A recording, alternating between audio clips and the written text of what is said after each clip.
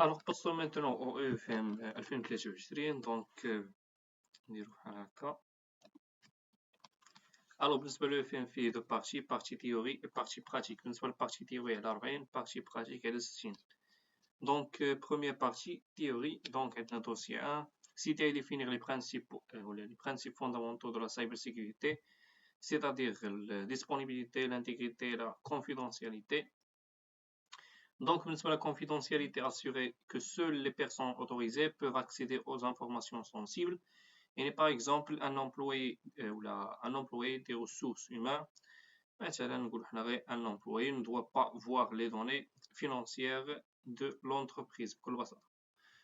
Donc, l'intégrité, c'est garantir bien sûr que les données ne sont pas modifiées ou supprimées de manière non autorisée. Un fichier, si un fichier est alerté ou modifié, le système doit être l'alerte bien sûr, doit le détecter et le corriger. Donc, la disponibilité, s'assurer que le système que les systèmes et les données sont accessibles quand on en a besoin. Accessible. Par exemple, si un site web doit rester online même en cas d'attaque. ولا خاصو مثلا عندك واحد السيت ويب دو بنك خاصو يكون ديما خدام 24 ساعة على 24 ساعة. Donc, deuxième question. Maintenant, quelle est la différence entre la posture offensive et défensive? Ou la sécurité offensive et défensive. Donc, la sécurité défensive, c'est se protège contre les attaques en utilisant des pare-feux et des solutions de sécurité comme pare-feu, antivirus. Des correctifs, c'est comme construire un mur autour d'une maison. Donc, alors, la sécurité offensive, c'est chercher activement les faiblesses avant les pirates en réalisant des tests d'intrusion, pentest. C'est comme engager un expert pour essayer de casser le mur et trouver ses points faibles. Question 3, relier chaque norme ISO à son principe. Donc, on a ISO 27001, ISO 27002, ISO 27005, ISO 27007. Donc, ISO 27001 décrit comment mettre en place un système de gestion de la sécurité SMSI. Donc, pour exigence de SMSI. ISO 27002 les bons pratiques. ISO 27005 pour la gestion des risques. C'est un guide de l'audit pour auditeurs. Donc, la question 4, définir la politique de sécurité d'un système d'information. Donc, la politique de sécurité ou la PSSI, donc c'est un document stratégique qui définit les règles, les objectifs et les moyens mis en œuvre pour protéger le système d'information d'une organisation.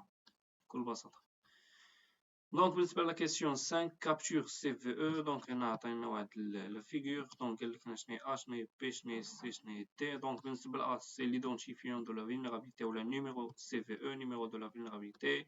B, c'est la nouvelle CVSS 3.x. Donc, on a la nouvelle version de la notation de la vulnérabilité ou score de la vulnérabilité.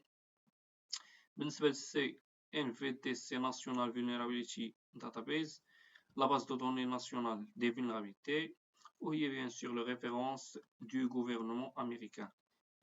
T, c'est la gravité de la vulnérabilité. Cité de métiers liés à la cybersécurité, donc SOC analyste, SOC pentester, RSSI, l'investigation numérique, etc. Donc, non. 7. Expliquer le rôle de chaque type de hacker suivant black hat hacker, white hat hacker et grey hat hacker. Donc, black hat hacker, pirate malveillant qui vole des données ou fait du chatouage. Qui est pour Satan? Pirate malveillant qui vole des données et qui a des objectifs malveillants. Donc, White Hat, c'est un expert en sécurité payé pour trouver les vulnérabilités ou les failles et les corriger. Donc, Grey Hat, c'est هو كيخدم مثلا هنايا كيخدم شوية بلاكات و بعض المرات كيكون بلاكات وبعض المرات وايت هات. Donc, entre les deux, peut pirater sans autorisation, mais avec de bonnes intentions. Donc, c'est question 8. Donner les étapes à suivre pour réussir un programme de sensibilisation à la sécurité informatique. Donc, les étapes, premièrement, analyse, planification, déploiement, mesure et optimisation. Donc,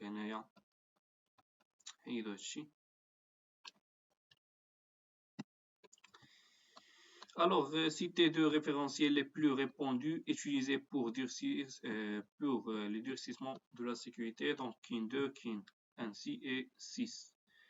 Vous avez, question 10, vous avez reçu l'image suivante, les voies de tentative de connexion bloquée, Cashbricks Medial, consulter l'activité de mon compte. Donc, on a dire bien sûr un lien, donc, quelle est, question lourde, quel est le piège à éviter? La piège à éviter, bien sûr, il y a un network, donc cliquez sur le lien, consultez votre ou l'activité de mon compte. Quelles sont les meilleures attitudes à adopter? Les meilleures attitudes à adopter, c'est vérifier la source des emails, je conserve les emails, ne jamais cliquer sur les liens, signaler ce message comme phishing, bien sûr signaler comme un phishing, donc le type d'attaque c'est le phishing. Question 11, vous êtes technicien en cybersécurité et vous avez chargé d'effectuer une analyse Microsoft Stride, donc sur un nouveau système de stockage de données online. Présentez le rôle de cette méthode et les 6 catégories de menaces informatiques. Donc, Microsoft Stride, c'est spoofing, tampering, répudiation, information disclosure, denial of service, elevation of privilege. Donc, Microsoft Stride, le module de classification de menaces développé par Microsoft. Donc, la compréhension des risques et menaces sont des items ou des objets importants à comprendre en considération lorsque vous conservez ou la concevez et construire des applications web, des applications web locales ou hébergées dans le cloud. Donc, c'est la raison la raison pour laquelle Microsoft a développé le modèle Stride, modèle sur lequel vous pouvez vous appuyer pour identifier ou la lister et classifier les différentes menaces représentant un risque et pouvant impacter votre future business application. Source, je vais Microsoft, site bien sûr, site de Microsoft. Donc, nous avons un dossier 2. Alors, dossier 2, classer les caractéristiques suivantes selon test d'intrusion ou hacking. Donc, on a A, B, C, D, E, F, G, H, I. Donc, on a un cadre bien défini, bien sûr, test d'intrusion. Pas de cadre défini, hacking. Suite des méthodologies de test,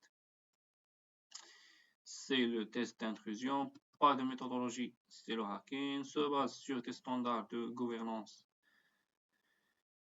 On se base sur des standards de gouvernance. Ces tests d'intrusion se réalisent sur une période donnée. Test d'intrusion n'est pas cadré dans le temps. Bien sûr, le hacking. Objectif de compromission, le hacking. Et recherche opportunise des vulnérabilités, c'est le hacking. Donc, question tâche, donner deux qualités les plus importantes pour un pentester. Donc, les qualités les plus importantes, c'est un algorithme créative, réactive, éthical et éthique, crucieux, dynamique, tentant disponible. Et dire bien sûr une preuve de confidentiel, faire preuve de confidentiel, aimer le travail en équipe, avoir le goût du défi. Donc, vous avez la question 14. Donc, on va remplir le tableau de comparaison entre les méthodologies de test d'intrusion. Donc, OWASP, OSS, TMM et PTES. Donc, domaine d'utilisation et type de test d'intrusion.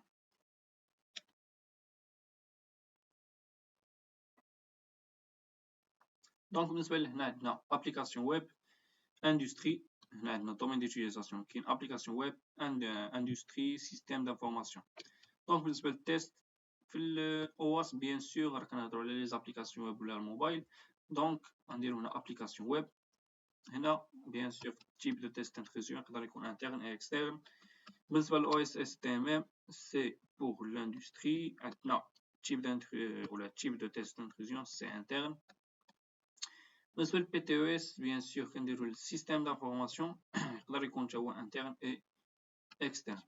Alors بالنسبة للكيسيون 15, donc quelle est la différence entre reconnaissance passive et active? Donc la reconnaissance passive c'est خاصك تكون bien sûr sans interaction avec la cible et active avec interaction avec la cible. Donc هنا تشوف شي تعريف اللي هو سهل. Donc passive collecte d'informations sans contact direct et active scan de port يعني كما قلنا collecte d'informations avec contact direct. بالنسبة للأكتيف يعني scan de port, connexion serveur, يعني كيكون واحد الريسك de se faire ولا باش انك دير هادشي. اوكي. Question stage. Donc à quoi sert le processus de gestion des incidents? Donc le processus de gestion des incidents sert à identifier, analyser et résoudre les problèmes. يعني exemple fuite de données, attaque, etc. Alors بالنسبة للكيسيون 17 exemple d'incident نقدر نلقاو مثلا modification non autorisée des systèmes, des logiciels ou des données, accès non autorisé ou utilisation des systèmes ou de logiciels ou de données, attaque par déni de service, compte utilisateur compromis. بالنسبة للكيسيون 18 donc عندنا هنا quels sont les niveaux de qualification des incidents? Donc عندنا 3 niveaux, risque majeur, risque mineur et risque modéré. Question 19, donc quel est le principe de Threat Hunting? بالنسبة ل Threat Hunting c'est une approche liée c'est une stratégie proactive pour trouver des menaces inconnues ou des adversaires cachés à l'intérieur d'un réseau.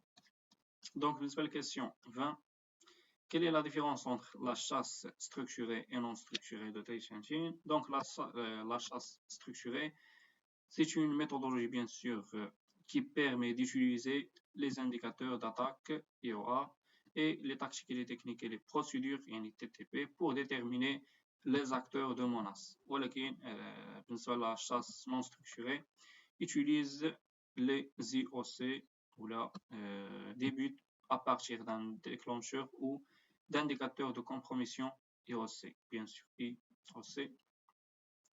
Donc ce type de Threat Hunting peut découvrir des nouveaux types de menaces. Donc تنطن donc هذا هو التعريف. نشوفو هنايا structuré basé sur des techniques connues de pirates مثلا كاين في MetraAttack ولا framework MetraAttack. Donc non structuré basé sur une alerte, un fichier suspect, etc.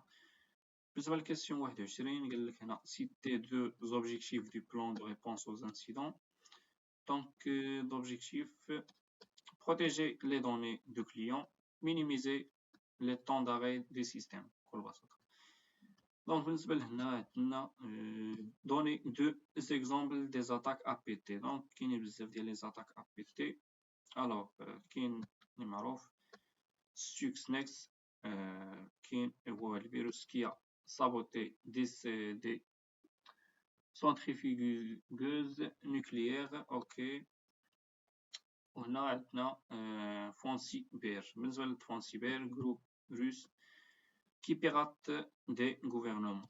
Donc بالنسبة للكيسيون 23, définir le principe de l'investigation numérique et identifier son processus. Donc l'investigation numérique consiste à utiliser des techniques spécialisées dans la recherche, la collecte et l'analyse des données issues de supports numériques. Le processus donc maintenant identifier son processus. Le processus, c'est identification, préservation, analyse et documentation et présentation. بالنسبة للكسيون 24 quel est l'objectif du durcissement d'un système d'information et citer ces trois principes. Donc بالنسبة le durcissement ou l'objectif du durcissement d'un système d'information fait partie des principes les plus importants de la sécurité des systèmes d'information. À mesure que le système d'information évolue, le durcissement doit être ajusté pour suivre l'évolution de la technologie du système d'exploitation. Le durcissement consiste à réduire la surface d'attaque disponible pour un attaquant ou pour l'attaquant. La question maintenant. Trois principes, donc les principes du durcissement. Premièrement, zéro trust, sécurité en profondeur et moindre privilège. Donc, les principes de la durcissement.